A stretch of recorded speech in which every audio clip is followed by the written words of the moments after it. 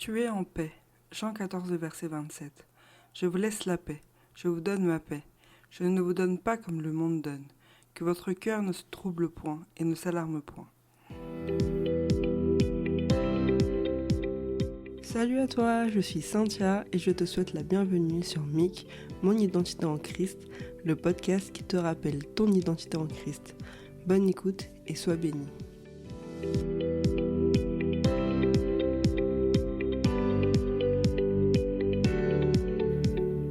Pour cet épisode, je vais te partager un témoignage d'un événement que j'ai vécu, un événement qui était vraiment difficile. Et ce podcast, c'est pour t'encourager dans ton identité en Christ. Je pense qu'être un enfant en paix est une identité auquel il faut vraiment aspirer. Et du coup, je vais te partager le processus de guérison qui m'a aidé à trouver la paix. Et je ne sais pas ce que tu traverses actuellement, et je ne connais pas ta situation, mais si ton cœur n'est pas apaisé, sache que la paix de Dieu peut venir soulager ton cœur. Il l'a fait pour moi et je sais qu'il le fera encore, et je sais qu'il le fera pour toi également. Je le sais parce qu'il l'a dit. Et ce que Dieu dit, c'est la vérité, et c'est inscrit dans sa parole qui est vivante. Et peut-être qu'aujourd'hui tu ne te rends pas compte que tu es apaisé, mais si tu fais appel à Dieu, il te répondra. Et c'est plus tard que tu te rendras compte que c'est vrai, il t'a donné la paix à ce moment-là. En tout cas, pour ma part, c'était le cas. Avec le recul, je me suis rendu compte que même si je vivais un moment difficile, Dieu était présent et j'avais la paix.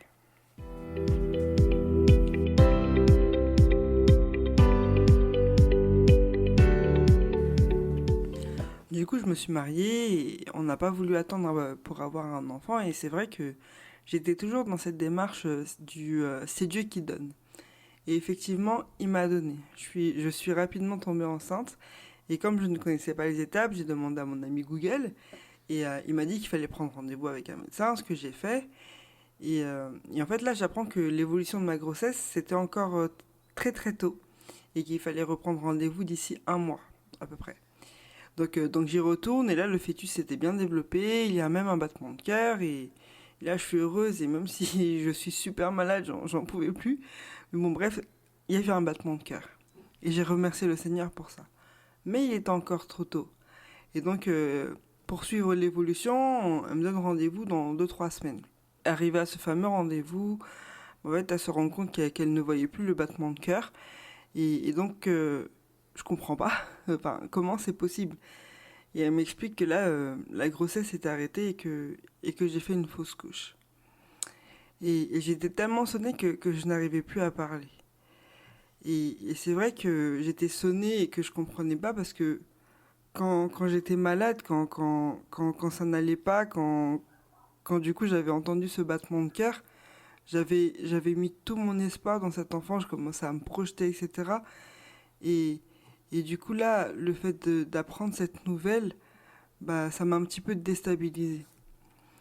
Et du coup, je sors de là, j'appelle mon mari parce que, bien sûr, j'étais toute seule au rendez-vous. Et je lui demande de venir me chercher. Il me dit, mais pourquoi?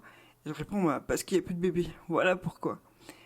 Et en fait, c'est quand je l'ai exprimé à voix haute que j'ai réalisé que j'avais perdu le bébé.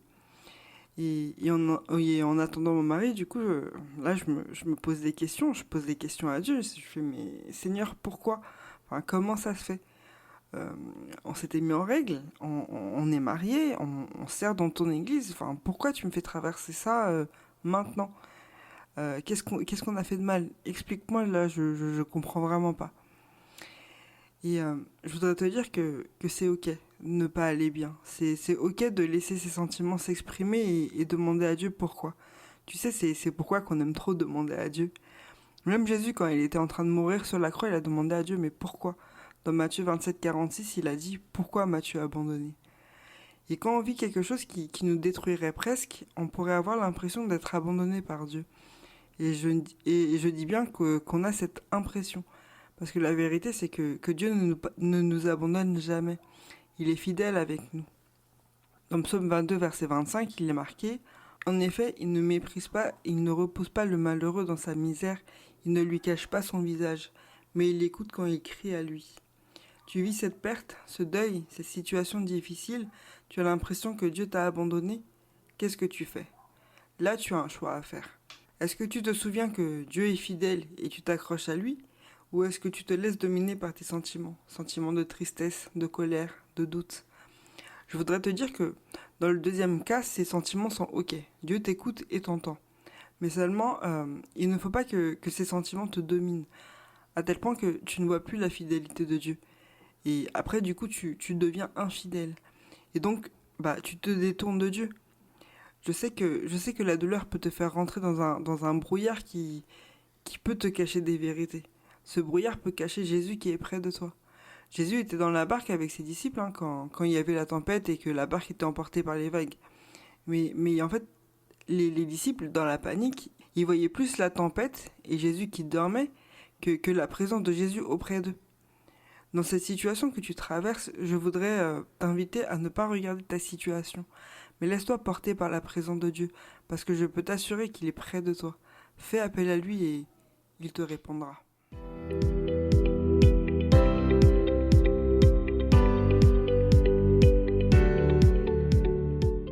Psaume 119, verset 11.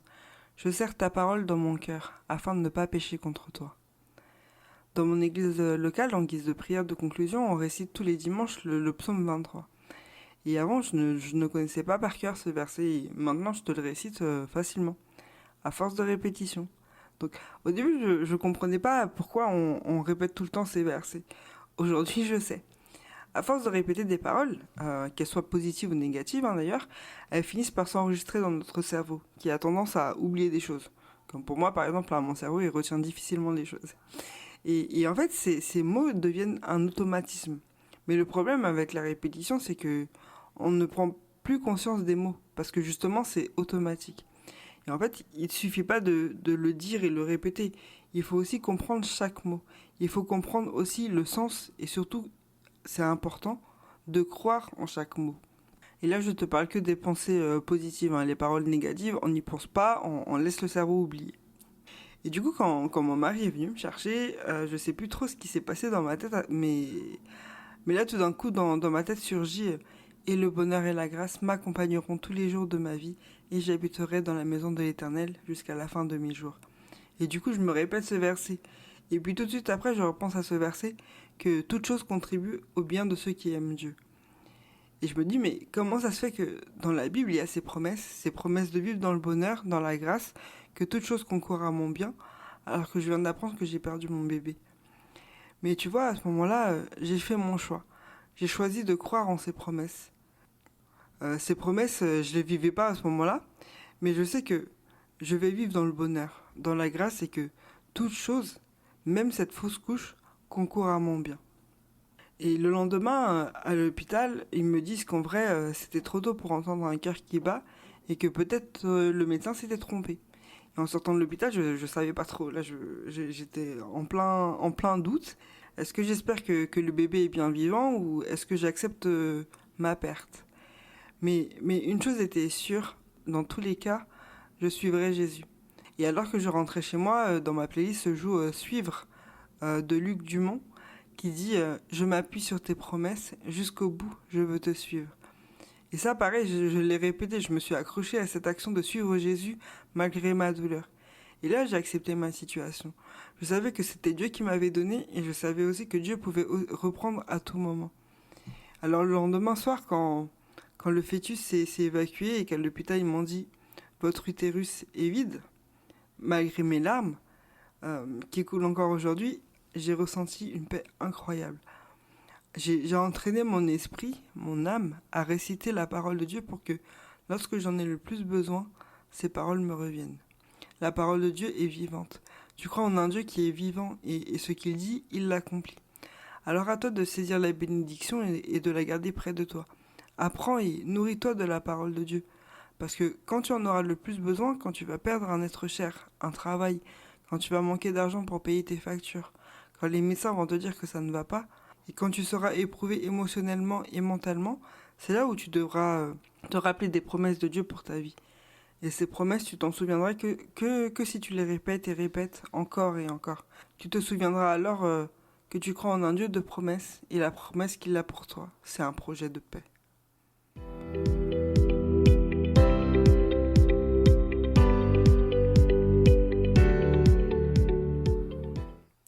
Psaume 42, verset 12. Pourquoi t'as battu mon âme? Et gémis-tu au-dedans de moi? Espère en Dieu, car je le louerai encore. Il est mon salut et mon Dieu. J'ai saisi la promesse de Dieu dans ma vie. J'y ai cru. Bien sûr qu'il y avait des moments où je doutais, mais je ne me laissais pas abattre pour autant. Je devais appeler à l'existence ce qui n'existait pas. J'ai vécu les promesses de Dieu pour moi et pour mon couple et je savais que j'allais gagner et qu'à la fin Dieu allait me confier un enfant. Quand tu crois qu'il y a un espoir pour toi, je peux t'assurer que tu vas être en paix. Je pense qu'il faut pas bouder Dieu à cause de ce que tu as perdu, à cause de ce qui te manque, mais exprime-lui ta reconnaissance pour tout ce qu'il a fait pour toi. Je ne dis pas que c'est un exercice facile, mais rechercher Dieu en toutes circonstances te donnera cette assurance qu'il te donnera une paix qui surpasse vraiment toute intelligence. Place ta confiance en lui et en ce qu'il a dit pour toi. Il va t'aider à surmonter cette épreuve. Il est prêt à t'apporter un réconfort et un soutien que personne d'autre ne peut apporter. Aujourd'hui, je peux te dire que je suis en paix et Dieu m'a même révélé le pourquoi. Et je voudrais vraiment t'encourager à mettre Dieu en premier dans ta vie, dans tous les aspects. Et tu verras que sans t'en rendre compte, il y a des problèmes qui vont être résolus.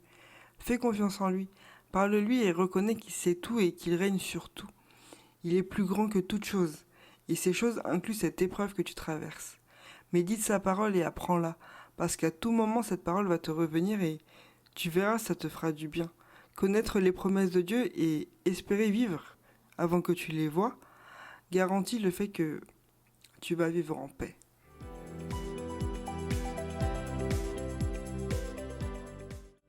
Merci pour ton écoute, j'espère que le contenu t'a encouragé et édifié. N'oublie jamais ta valeur et ton potentiel. Je te donne rendez-vous au prochain podcast pour savoir ce que Dieu dit de toi. Si tu veux me soutenir, aime ce podcast et n'hésite pas à me suivre pour être le premier à découvrir chaque épisode. Sois béni et sois une source de bénédiction en partageant ce podcast. À bientôt!